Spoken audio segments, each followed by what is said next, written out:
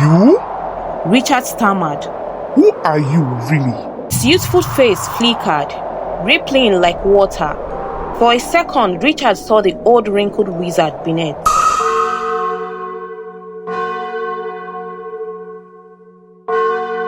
The sun rose over Crownfield Academy, and the morning assembly was noisy as usual. Students lined up in rows, teachers scattered among them. At the back, a stranger stood quietly, his suit neat, his eyes scanning the crowd. Staff, please welcome our new teacher, Mr. Thompson. The principal announced. Polite claps followed. Thompson stepped forward, smiling warmly, his voice smooth. Good morning, students. I hope we will learn and grow together. The students chuckled. Some whispered, "He looks young, fine teacher." Later that morning, Thompson took his first class. He paced slowly, his chalk gliding across the board with perfect handwriting. Every student was glued to him. Repeat after me, he said suddenly, writing a strange phrase in Latin mixed with English. This will help your memory. The students repeated. They didn't understand the words, but something about his tone compelled them. By the end of the lesson, they clapped. One boy, Chika, muttered to his seatmates, I don't know why, but I feel light, like I can read a whole book now. At break time, Thompson strode through the staff room. Teachers were impressed. "You've got their attention," one said. "These children are stubborn, but you already charmed them." Thompson only smiled. His eyes flickered briefly, old and weary, before returning to youthful brightness. Nobody noticed. That evening, after school closed, strange things began. 3 students from his class, Chika, Amarachi, and Daniel, stayed behind. "Sir, you said you did teach us more," Amarachi said shyly. Thompson nodded. He led them into an empty classroom. He locked the door. Close your eyes, he whispered. Repeat after me. He made them chant slowly. Their voices rose in unison, their breathing heavy. One by one, their eyes glazed. When they opened them, the children looked blank lost. Thompson's smile widened. Good, you are mine now. That night at home, Chika's mother woke to strange noises. She found her son sitting upright in bed, whispering the chant from school, his eyes still shut. When she shook him, he gasped awake, confused. Mommy, I was only dreaming. Meanwhile, in his room, Thompson stood before his mirror. His reflection rippled, showing the old wizard beneath. His shadow stretched, touching the ceiling like a beast. Step 1 complete, he muttered. Soon, the whole school will bow. As he laughed, a knock sounded at his door. It was Mr. Richard, the proprietor himself. Thompson, I was passing. Thought I should check if you are settling well. Thompson quickly put on his glasses, masking his face. Yes, sir. Thank you. I am grateful. But behind him, the mirror still showed the wrinkled, cursed face. The next day at Crownfield Academy, things looked normal at first. Students filed into class.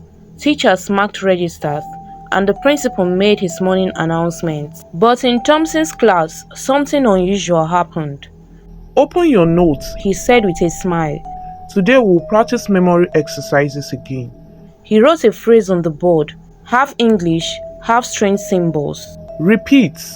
The class obeyed, their voices rising together. At first it sounded like an ordinary chorus, but midway the words seemed to bend, deep and heavy, filling the room with a strange hum. A few students felt dizzy. One girl, Amarachi, gripped her desk, sweat rolling down her face. Her friend whispered, "Are you okay?" But she didn't reply. Her lips kept moving in time with Thompson's. By the end of the lesson, most of the students looked drained. Yet they couldn't stop smiling at Thompson. During break, Chika and 2 others sat apart from the rest, scribbling odd drawings in their exercise books. Circles, triangles, and symbols no one understood. When Chika's friend asked him about it, Chika snapped, "Mind your business." His eyes glinted strangely. That afternoon, teachers began to whisper, "Why are Thompson students behaving oddly? They are too quiet, too obedient." In the proprietor's office, Mr. Richard was studying the school's reports when Mrs. Helen, the senior teacher, rushed in. "Sir, something is wrong with the children in Thompson's class. They sit like statues. They answer him in one voice. It's unnatural. Richard frowned. He's a new teacher. Maybe he's strict. But in his heart, doubts began to grow. Later that week, the first serious incident struck. During morning assembly, students lined up under the sun. The choir was singing when suddenly Chika staggered forward. His body shook violently. He fell to his knees, pointing at the proprietor. "Blood!" he screamed, his voice echoing. "I see blood on his hands!" Gasps filled the field. Parents who had come early for meetings stared in horror. Teachers rushed to hold Chika, but he fought like a wild animal, his small body shaking with unnatural strength. "Blood!" he screamed again, his eyes rolling back. "This school is cursed!" The crowd panicked. Some students screamed, others ran. The choir broke off mid-song. Mr. Richard stood frozen, his heart pounding. He looked at his hands. There was no blood, but the murmurs had already begun among parents. Did you hear that? The boy said blood.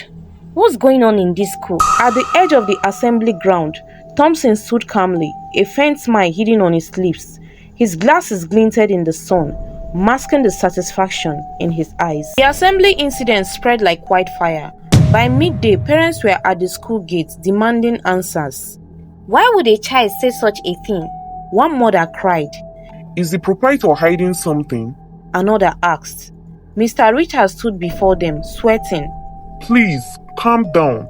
Children imagine things sometimes. But the whispers refused to die. Inside the classrooms, Thompson's students grew stranger.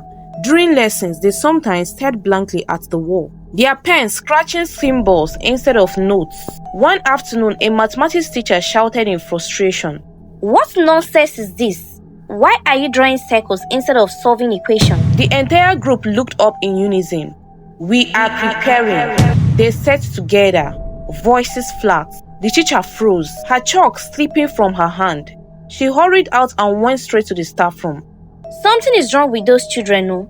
She whispered to her colleagues, trembling. That evening, Richard called a staff meeting.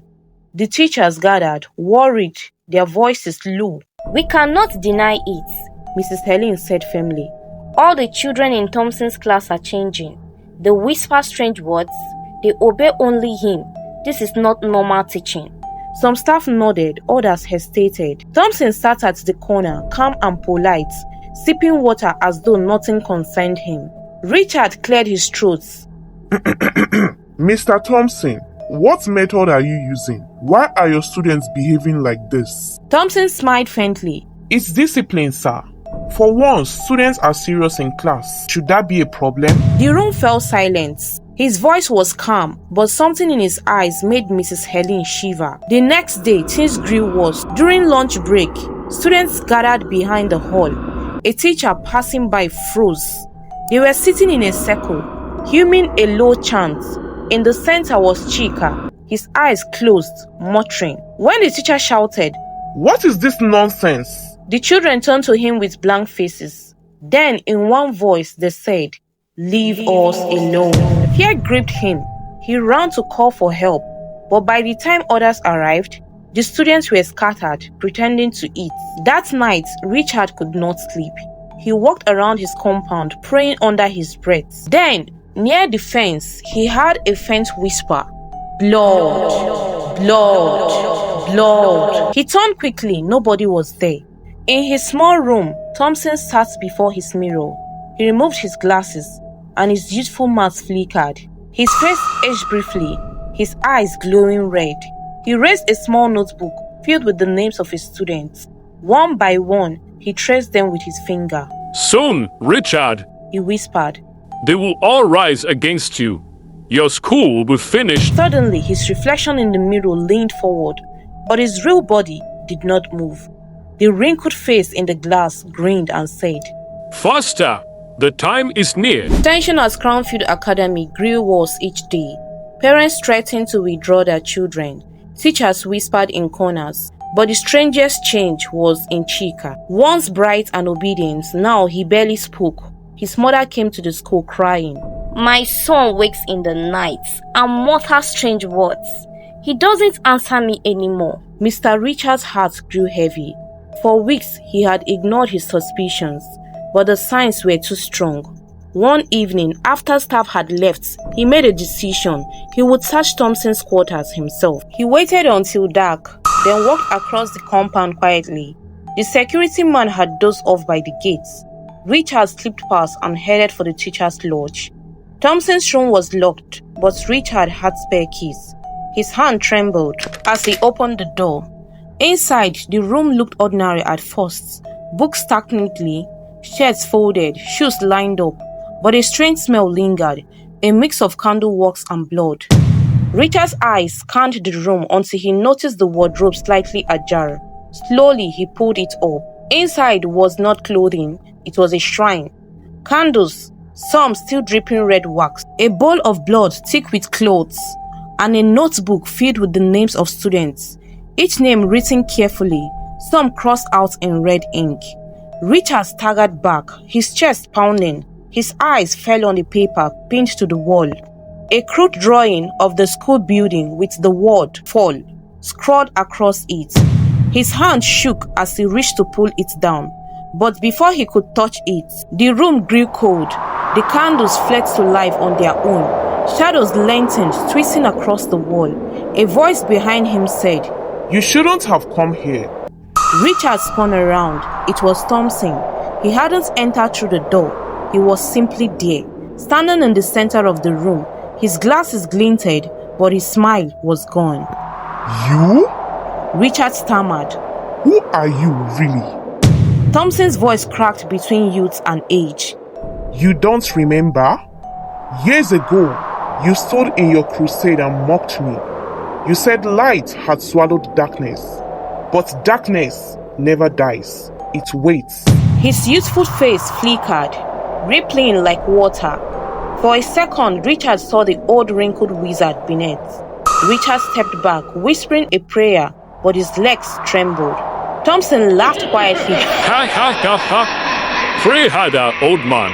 Soon your students will bury you with their words, and this school will be nothing but ashes. The shrine's candles burnt brighter. The notebook pages flipped by themselves.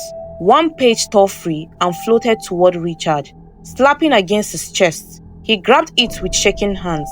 It was Chika's name, circled 3 times in red. After that night, Mr. Richard could not eat. He sat in his office, the torn page with Chika's name clenched in his fists. His hands trembled. He knew now that Thompson was no ordinary man. He was the wizard he had once fought against. But how could he stop him? The next day, the school felt like a different place. Thompson's students moved like shadows, whispering to one another in strange tones. During class, they ignored other teachers, but the moment Thompson entered, they sat upright, eyes fixed on him. Mrs. Helen ran into Richard's office at noon. Sir, we cannot control them anymore. They only obey Thompson. It's like they belong to him. Richard closed his eyes. "Lord, have mercy." At midnight, Thompson gathered his chosen students in the school hall. The doors locked by themselves, windows slammed shut, candles lit in a circle on the floor. Chika stood at the center, trembling, his lips moving without control. Thompson raised his hands. His voice was deep now, no longer the smooth tone of a young teacher. "Tonight, you are mine. With your voices, the name of Crownfield will be destroyed. The town will believe its proprietor is a murderer, and the school will fall." The students chanted, their voices rising in unison. Their eyes glowed faintly in the candlelight. Meanwhile, Richard knelt in his office, unable to sleep. A heavy wind rattled the windows. His chest grew tight. He felt something pressing him down, choking his breath. "Jesus!" He gasped, clutching his chest. "Deliver this school." Books fell from the shelf. The lights flickered. Outside, the wind roared like a storm, though the sky was clear. Back in the hall, Thompson's disguise flickered. Half his face was young, half was wrinkled and twisted. The students did not flinch. They were too far gone. One by one, blood trickled from their noses, dripping onto the floor, forming a circle around Chika. He wailed, but his voice was drowned in the chants. Thompson's eyes blazed red. He raised the notebook high. With this blood, I bind the school to ruin. At that moment, Richard collapsed in his office. He cried with the last of his strength. God, expose him! The ground shook. The school bell began to toll on its own, loud and terrifying, echoing through the compound. The student froze. The candles flickered widely. Thompson snarled, his voice breaking. Not yet. It's not time. But the disguise on his face cracked again. This time, half the students gasped. For a second, they saw not a young man, but an old wizard leading them. The midnight bell rang on its own, echoing across Crownfield Academy like a cry of warning. Thompson roared. His youthful voice cracked into something old and hollow. Stay where you are. The ritual is not finished. But in the proprietor's office, Mr. Richard had fallen flat on his face. Tears soaked the floor as he lifted his trembling hands. Jehovah, this is your school. I built it in your name. You gave me these children as a trust. Now the enemy wants to destroy them. But I know you are greater. Arise, O Lord, scatter the works of darkness. The ground shook, the windows burst open. Pages of books flew like birds across the room. A bright wind swirled around Richard, lifting his voice higher. He cried louder. Let every chain break. Let every lie scatter. Expose the enemy now in the name of Jesus Christ. In the hall, Thompson staggered. His body flickered like a broken image on a screen. Before the terrified eyes of the students, the handsome teacher became a shriveled old wizard, his skin sagging, his eyes burning red. Gasps filled the hall. It's not him! It's a monster! Amarachi screamed. The students broke their circle, running to the walls. Chika collapsed to the ground, breathing heavily, free at last from the spell. Thompson hissed, clutching his head. No! Do not look at me! But Mr. Richard had already stormed into the hall, his voice still ringing with prayer. His white shirt clung to his sweaty body, but his eyes blazed with holy fire. Ezra Thompson, He thundered. your works are finished. Every hidden thing is brought to light. You have no place in this school. The candles burst, flames shooting upward. Thompson screamed, his body writhing as smoke poured from his mouth. You cannot stop me. He growled. This is only the beginning. Richard fell to his knees at the center of the hall, lifting both hands. His voice shook the walls. Father, let your light consume this darkness. A deafening clap like thunder filled the hall. The shrine in Thompson's lodge ignited in flames, burning to ash. The notebook of names turned to dust. Thompson shrieked, his body twisting violently. His shadow stretched tall, then tore apart like clothes in the wind. I will return. He bellowed, before vanishing in a cloud of thick black smoke. Silence fell. The student freed collapsed into tears. Teachers who had rushed into the hall fell to their knees, weeping and praying. Chika crawled to Mr. Richard, clutching his leg. Sir, thank you. I was lost. Richard pulled the boy close, his voice breaking. No, son, it is God who delivered you. By morning, the town was buzzing. News spread that a wizard had been unmasked in Crownfield Academy. Parents rushed in fear, but when they saw their children alive, free and restored, they fell on their knees in gratitude. Mr. Richard stood before them, weak but smiling. The enemy tried to destroy us with lies, but light has conquered darkness. Crownfield Academy stands by the mercy of God. The crowd erupted in relief. Be careful who you trust. Not every smiling face means you well. Only God can reveal the secrets people hide. Hello fam, thank you for watching through to the end of this video. Please consider subscribing to our channel if you are yet to do that. Like and share this video, and until we meet on our next story. Bye.